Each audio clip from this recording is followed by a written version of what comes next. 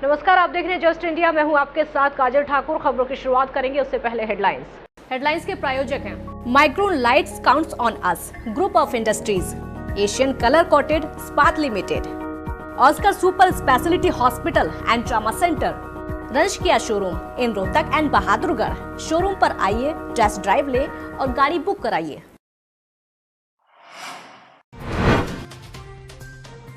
1,32,000 के पार हुआ कोरोना मरीजों का आंकड़ा। हरियाणा में 1,100 के करीब कोरोना के मरीज। अमेरिका से लौटे 73 में से 21 लोग कोरोना संक्रमित।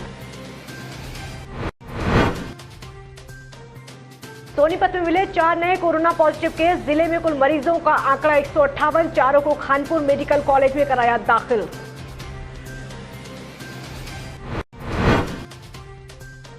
जगाधरी रेलवे स्टेशन से बिहार के लिए पहली ट्रेन रवाना। कैबिनेट मंत्री कंवरपाल गुर्जर रहे मौजूद। बोले, कुछ लोग ट्रेन पर भी कर रहे सियासत।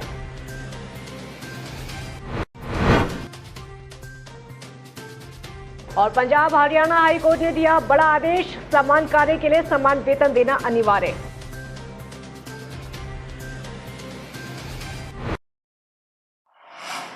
खबरों की शुरुआत इस वक्त की बड़ी खबर के साथ करते हैं। बड़ी खबर सोनीपत से। आपको बता दें कि सोनीपत से बड़ी और बुरी खबर, जिले में 4 नए कोरोना पॉजिटिव केस सामने आए हैं।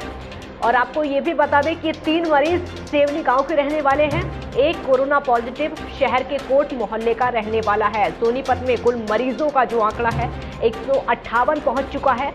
चारों को खानपुर मेडिकल कॉलेज में दाखिल करा दिया गया है। इस वक्त की बड़ी खबर सोनीपत से। आपको बता दें 4 कोरोना पॉजिटिव केस सोनीपत में मिले हैं। बड़ी और बुरी खबर, फिलहाल मरीजों को अस्पताल में भर्ती करा दिया गया है। 3 मरीज जो हैं सेवली गांव के रहने वाले हैं और एक कोरोना पॉजिटिव शहर के कोट मोहल्ले का रहने वाला है। सोनीपत से बड़ी खबर।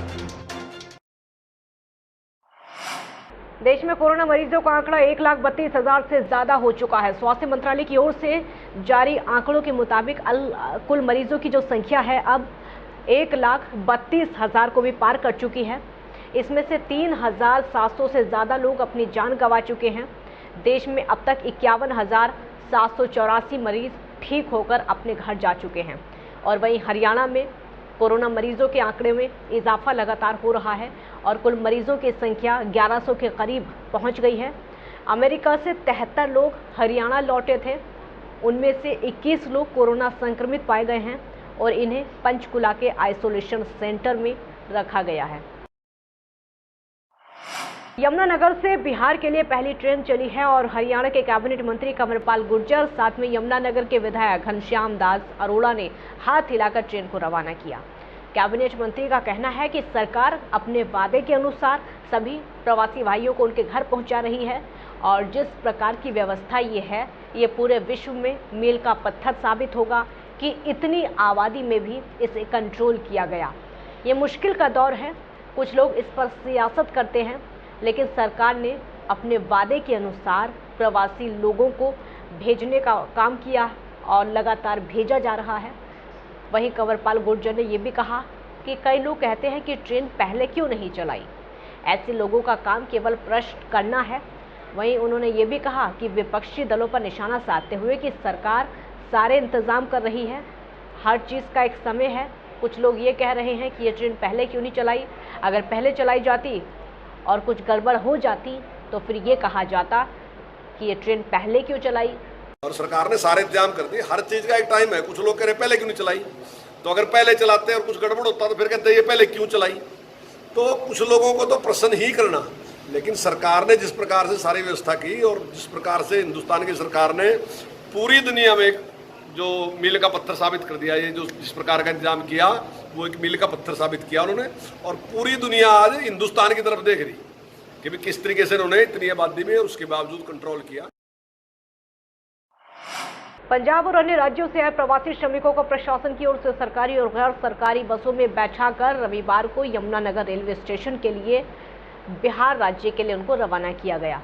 आपको बता दें कि प्रशासन द्वारा सभी प्रवासी श्रमिकों को जिलेवार अनुसार गिनती करके बसों में बैठाया गया। सोशल डिस्टेंसिंग के तहत हर बस में नियम के अनुसार 35 प्रवासी मजदूरों को बैठाकर भेजा गया। इस बारे में जानकारी देते हुए रादौर तहसील के दफ्तर कानूनगो सतीश गोयल ने बताया कि रादौर से सभी प्रवासी श्रमिकों को उनके गृह राज्य के लिए रवाना कर दिया जाएगा और अगर कुछ प्रवासी श्रमिक रह जाते हैं तो यहाँ पर उनके खाने और रहने का प्रबंध प्रशासन की तरफ से किया जाएगा। हमारे यहाँ 1053 प्रवासी थे जो 3 दिन पहले आए थे। उनके लिए हमने 4 शेल्टर होम बनाए थे। 3 स्कूल हैं, एक हमारी काम्बू धर्मशाला है। उनमें हमने इनको 3 दिन तक रखा और इनको रहने खाने पीने का इंतजाम, नाश्ता पानी सब कुछ दिया और आज इनकी हम रवानगी कर रहे हैं। कल इन्होंने थोड़ा किया था कि हमें घर जाना है, इन्होंने एक किस्म की स्ट्राइक की थी, हम खाने नहीं खाएंगे जब तक हमें घर नहीं भेजोगे। आज हमने इनका डी साहब से बात करके, उच्च अधिकारियों से बात करके इनके लिए ट्रेन का अरेंजमेंट किया है सरकार ने। और एक ट्रेन तो सुबह हमारी 10 बजे चलनी थी जिसमें हमने लगभग 150 प्रवासी लोग भेज दिए बिहार के लिए। गर्मियों का मौसम आते ही देश के कई स्थानों पर पीने के पानी का संकट गहरा जाता है। नहरी नगरी के नाम से देश भर में प्रसिद्ध टोहाना उपमंडल भी कई बार अलग अलग गांव या मोहल्लों से इस कमी के लिए चर्चा का विषय बना हुआ है। अब की बार गर्मियों की शुरुआत से ही टोहाना के 3 गांव में ये जल संकट वहां पर माइनर में और पानी न होने की वजह से नजर आ रहा है, जिसकी ये तस्वीर बताती है कि वहां के वाटर वर्क्स में नहर पानी नहीं है। इस वजह से अब वहां के गांव वालों को बोरवेल के पानी पर गुजारा करना होगा। वहां के लोगों का कहना है कि बोरवेल का पानी स्वास्थ्य के लिए ठीक नहीं है। इसके लिए गांव पंचायत के द्वारा पत्र लिखकर शासन प्रशासन को सूचित किया गया है, लेकिन कोई हल नहीं हुआ। हमारे गांव में पिटला से पानी सप्लाई होता है रजबे का। जब रजबे का पानी आता है साफ सुथरा पानी आता है, जब रजबा बंद हो जाता है तब तो समरसी बोर का पानी आता है। समरसी बोर का पानी बहुत नुकसानदायक है गांव वासियों के लिए। इन बच्चों को उल्टी दस्त हो रहे हैं, इस बच्चे को तो 3 दिन से उल्टी दस्त हो रहे हैं। सब बच्चे बीमार होते हैं। हमने पहले भी विभाग को कई बार लिख के दे चुके हैं, उसके ऊपर कोई संज्ञान नहीं लिया गया है। इसलिए हमारी प्रशासन से दोबारा हाथ जोड़कर विनती है कि इस पे पूरा संज्ञान लिया जाए और जो वाटर सप्लाई के अंदर कुछ कमियां हैं उनको दूर किया जाए। भवानीखेड़ा के वार्ड नंबर 2 में सीवरेज व्यवस्था ठप होने के कारण स्थानीय वार्ड वासियों को भारी परेशानियों का सामना करना पड़ रहा है। ठप सीवरेज व्यवस्था की समस्या के कारण उन्हें मकानों में नुकसान होने का डर बना हुआ है, तो वहीं स्थानीय वार्ड वासियों को घरों में भी पानी के घुसने जैसी समस्याओं का सामना करना पड़ रहा है, जिसकी शिकायतें वो कई बार अधिकारियों से कर चुके हैं। लेकिन इसके बावजूद भी गलियों में और घरों में जल भराव की समस्या लगातार हो रही है और उसका समाधान अभी तक नहीं किया गया। वार्डवासी काफ़ी आक्रोशित हैं। उनका कहना है कि सीवरेज के ठप होने के कारण गलियों में और घरों में पानी घुस जाता है, जिससे उन्हें परेशानियों का सामना करना पड़ता है। जल भराव होने से गलियों में जमा पानी के कारण उन्हें बीमारियों के साथ साथ मकानों में भी नुकसान का खतरा बना हुआ है, जिसकी शिकायतें कई बार अधिकारियों से की गई हैं, लेकिन समस्या का कोई समाधान नहीं हुआ। इसकी पानी की ज़्यादातर तो घरों में पानी की दिक्कत है। 2-3 गलियां हैं ये वार्ड नंबर 2 की। मेन बात तो इस पर बहुत ज़्यादा वो है। इस पानी पर अगर पब्लिक हेल्थ सुनवाई करे तो लोगों को निजात मिल सकती है। क्या कम से कम भी 2-3 साल से है ये समस्या। बारिश में तो और ज़्यादा वो हो जाती है।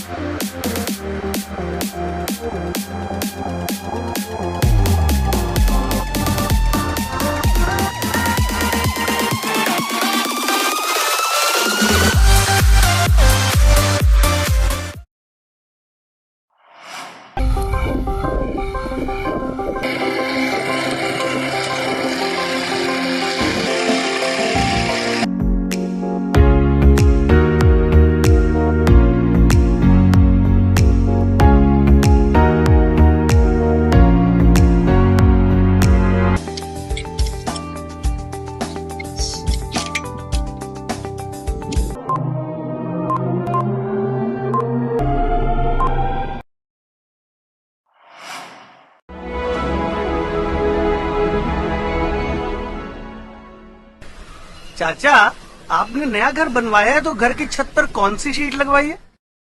बेटा, मैंने अपने घर की छत पर एशियन शीट लगवाई है क्योंकि वो कभी न मिटने वाले ओरिजिनल निशान की चादरें हैं। साथ में ISI का चिन्ह, 5 साल की वारंटी के साथ साथ पैसों का सही मूल्य देने वाली वही इकलौती शीट्स है। क्योंकि नाम नहीं, पहचान जरूरी है।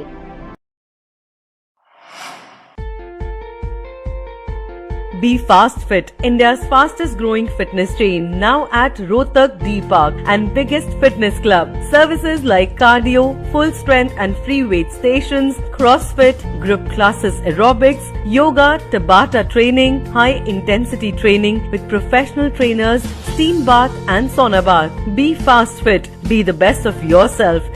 Right to Addition Reserve.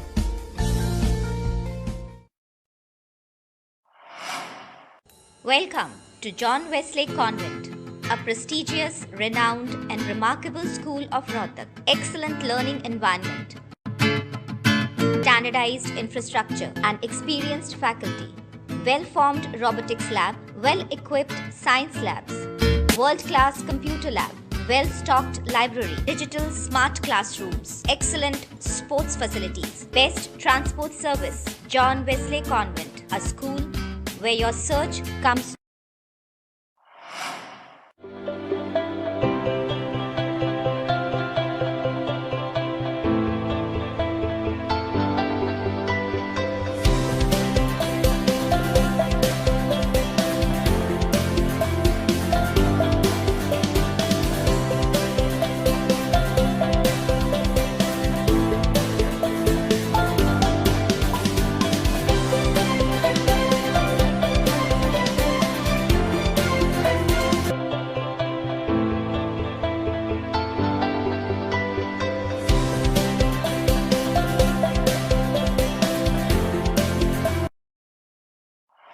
खबरों में फिलहाल इतना ही। देखते रहिए जस्ट इंडिया। नमस्कार।